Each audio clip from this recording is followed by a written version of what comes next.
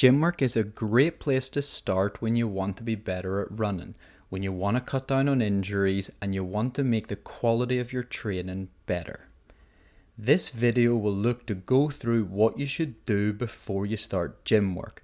We're going to look at some gym tests that you can do that's going to help you identify how your gym program should look before you try to jump on to the intermediate or more advanced gym work. Okay, so the first exercise you're going to do is some push-ups. You're going to bring your chest all the way to the floor. Your arms are going to be shoulder width apart, and your chest must touch the floor.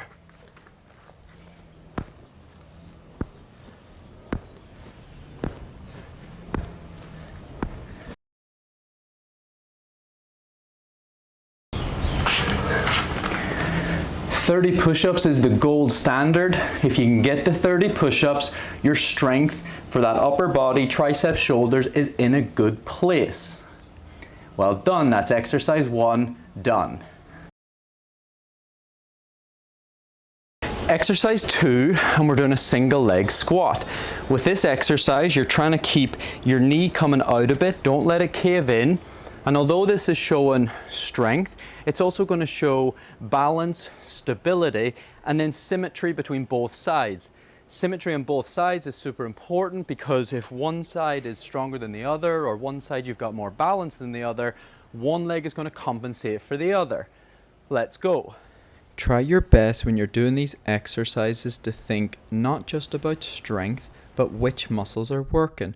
Target the glutes, keep them engaged, but also start to think about your balance. Are you balanced? Are you in a good place, or are you all over the place? Strength needs to be controlled also. 20 is the gold standard. If you can do 20, your strength is in a good place. Okay, so now things might start to get interesting. You've swapped sides. This is not just a numbers game, which side can handle more than the other. Is one side more balanced? Did you feel better in control on one side? One side of your body might be handling running better than the other. As you can see with me, on the right side, my balance and control isn't as good. I get a lot of problems around the right hip, and it's likely linked to that lack of strength and lack of balance on the right side. Well done, exercise 2 is complete. Okay, so your third exercise today is a single leg hamstring bridge. It means your lever has to be a bit longer than what you would do a glute bridge, and that helps you target the hamstring. Tuck your pelvis first and go up into your single leg hamstring bridge. Tuck the pelvis, make sure the hands can't go underneath the lower back. Reach the leg out a little bit further to make it more of a hamstring bridge, and raise up.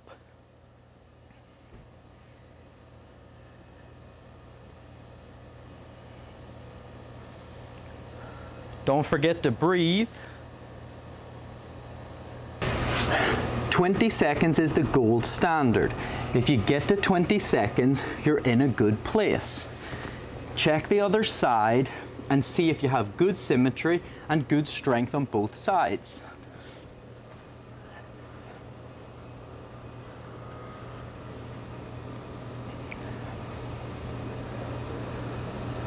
Make sure your hips and your pelvis stay upward, but keep that pelvis position locked.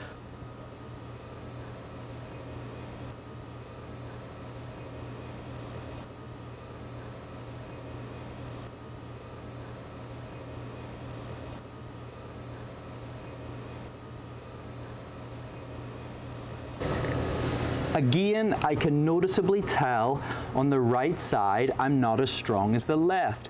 I'm much shakier, and that's probably why I'm getting injuries in the right hip and the right side.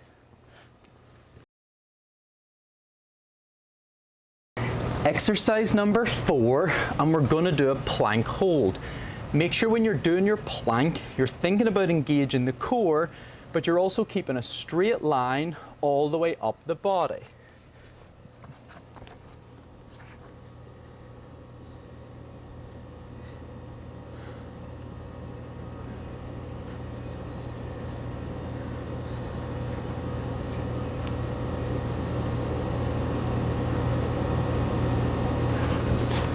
The straight line is running from the tip of the body down to the heels. Keep that line straight. You want to be here, don't be down here, don't be up here, and don't try to compensate. Keep yourself in a nice straight line.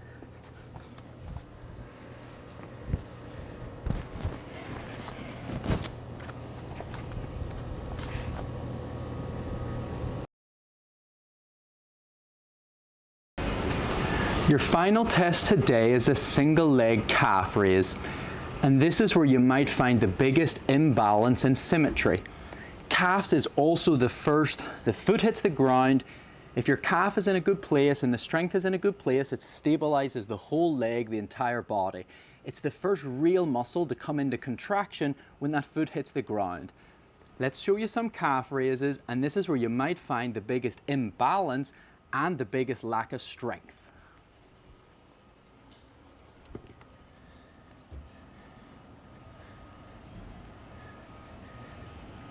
Make sure it's a raised calf raise so that you can go down below baseline and all the way to the top.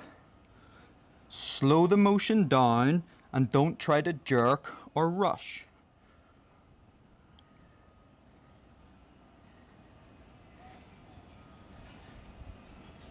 And then right up to the top, but in a slow motion. If you find that on one side you have more control than the other, it's likely that your strength is better on the other side. Alright, so woo! Give yourself a big pat on the back and well done. By doing this testing, you've bypassed a lot of beginner to intermediate runners who want to jump straight to the advanced stuff.